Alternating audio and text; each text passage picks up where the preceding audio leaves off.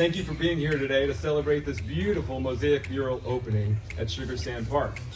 Today, we celebrate a remarkable milestone with the unveiling of Boca Raton Composition 1. The Mosaic mural was created by natural artist James Prosek.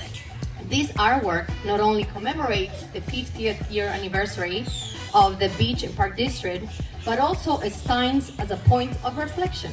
The sign, derived from the artist's previous South Florida observations and drawings, was transformed into a digital format.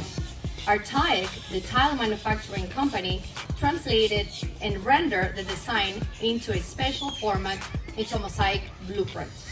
I grew up fishing a lot as a kid, and this region has great fishing, so I ended up spending time here and exploring the Loxahatchee River and different local native habitats. So I had some familiarity with the region. I'm excited to engage with this project. This is an incredible park. I don't know if I've ever seen a public park that's this beautiful. It gives me, such fulfillment in what I do as a founder of a company, to know that we're having an impact, and it's something that people will enjoy and have a real positive outcome from.